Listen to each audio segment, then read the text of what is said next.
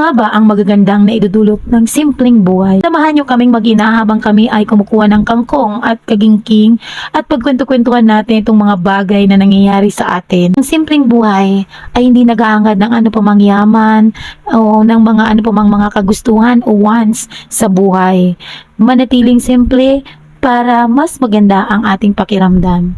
Ngayon ko lang talaga napagtanto na yung simpleng buhay ay nagdudulot ng peace of mind. Gaya nga nito na tuwing weekend ay talagang pinagsisikapan ko na makapunta dito sa bundok kung saan nagtatanim si Papa.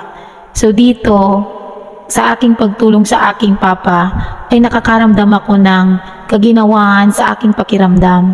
Dati, kapag ako ay nagtatrabaho at gumagawa ng mga maraming bagay na multitasking gaya ng pag-aalaga sa aking mga anak, pagtuturo sa mga aking anak, paggawa ng mga trabaho, pagtuturo at pag-rush ng mga reports, lalong-lalo na kapag rush ang reports, Diyos ko, nanginginig na ako niyan sa pagmamadali at saka stress na stress ako.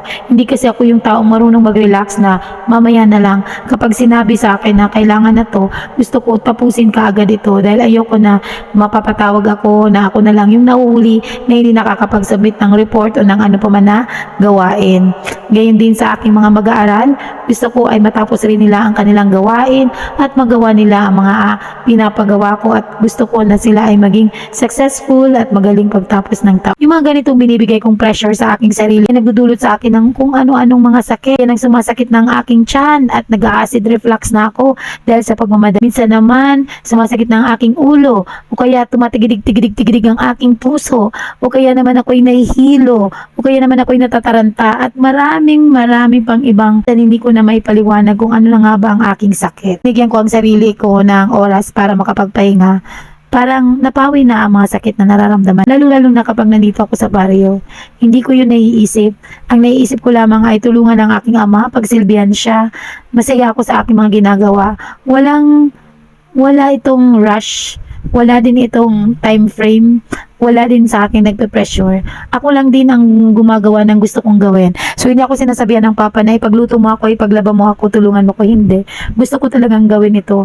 Pag pumupunta ako dito, tumutulong ako sa pag-harvest, o kaya naman ay pag-aalis ng mga damo, o kaya naman ay sa pagtatanim, o kaya naman ay sa paghanap ng pagkain. Ayan, nang lulutuin. Masayang-masaya ako na ginagawa ang mga ito kahit na ako'y nabibilad, naiinitan, napapagod. Pero masaya ako sa aking ginagawa. Masaya din ako na ipagluto ko, ipaglaba ang aking tatay. Kaya ito siguro yung dulot ng simpleng buhay. Yung hindi na ako naghahangad pa na makabili ng mga kung ano-ano. Pumupunta ako dito na walang suklay, walang makeup, walang magagarang kasuotan. Kung ano lamang ang mga damit na dala ko, yun na lamang. Napakasimple talaga ng buhay. Kung iniisip ko na to pa rin ang aking pangarap na magkaroon ng maraming magandang gamit sa aking buhay, ay talaga namang kailangan kong magkayod, kabayo, para lang kumita ng pera. Tapos, bumili ng mga material na bagay. Pero ngayon naisip ko ay hindi na po yan mahalaga. Ang mahalaga ay ang kalusugan at ang mga oras na makasama ang aking mga anak at mapagsilbihan ng aking mga matatanda ng mga magulang. Yun lamang ang mga hinahangad ko na ngayon sa aking buhay. Sana ay may natutunan kayo kahit kaunti sa aking pagbabahagi. Maraming salamat sa inyong suporta at panonood.